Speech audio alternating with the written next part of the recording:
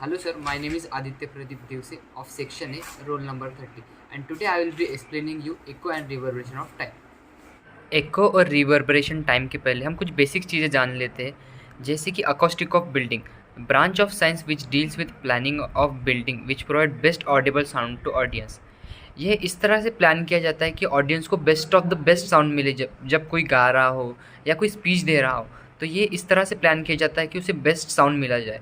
उसके बाद music sound होता है, जो एक साउंड प्लेजेंट होता है ईयर को सुनने के लिए। और दूसरा उसका एग्जांपल है, कोई सॉन्ग पकड़ लो। और अगला है noise, the sound which is unpleasant to air.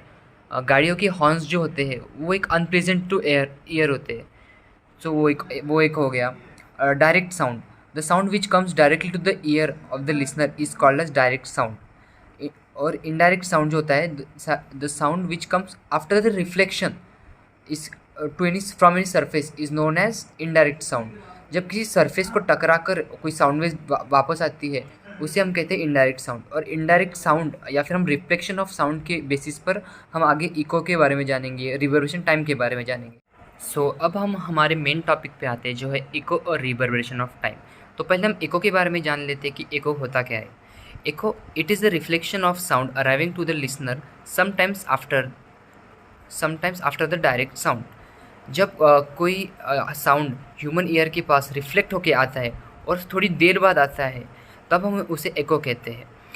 Human ear will distribute echo only if reflected sound reaches it by 1/10 second और 0.1 सेकेंड। जब इसे हम डिस्ट्रीब्यूट करते हैं, एको का हम कब डिस्ट्रीब्यूट करते हैं, जब वो 1/10 सेकेंड और 0.1 सेकेंड के बाद आता है, तब हम उसे डिस्टिंग्विश कर सकते हैं। अगर हमें एको सुनना है तो हमारे मिनिमम डिस्टेंस जो होना चाहिए from any sound source and reflecting surface must be 17 metre और 54 feet away from the sound source. Echo will disturb internal proceeding in the room. क्योंकि एको का जो आवाज़ होता है वो थोड़ी देर बाद आता है, तो उसकी वजह से इंटरनल प्रोसीडिंग जो भी काम चल रहा होगा एक हॉल में या फिर रूम में, तो वो डिस्टर्ब हो जाती है। तो एको को कम करने के लिए उसके ऊपर कुछ रेमेडीज है। Surface of the wall should be rough but not polish.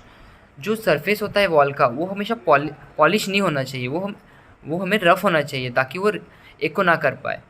The long distance wall should be covered with sound absorber material.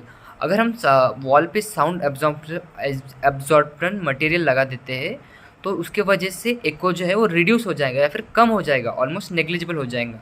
तो ये भी एक तरीका है जिसकी वजह से हम एको को मिनिमाइज़ कर सकते हैं या रिड्यूस कर सकते हैं। अब हम जान लेते हैं कि रिवर्बरेशन टाइम क्या होता है। The duration by which sound decay by 60 dB is called as reverberation time, or the time taken by the sound in a room to fall from its average intensity to inaudibility is called as reverberation time। तो actually reverberation क्या होता है ना, कि वो persistence of sound और aliveness of sound after the actual source is shut off.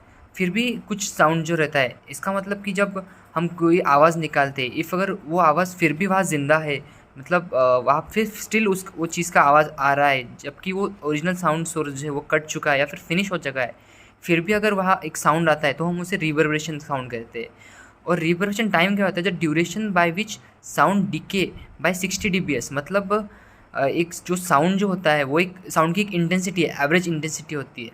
जब वो एवरेज इंटेंसिटी से घटकर एक इनऑडिबल इंटेंसिटी में पहुंच जाता है, तो वो जो टाइम होता है जिसे एवरेज इंटेंसिटी से इनऑडिबल इंटेंसिटी तक पहुंचता है, उसे हम रिवर्बरेशन टाइम कहते हैं।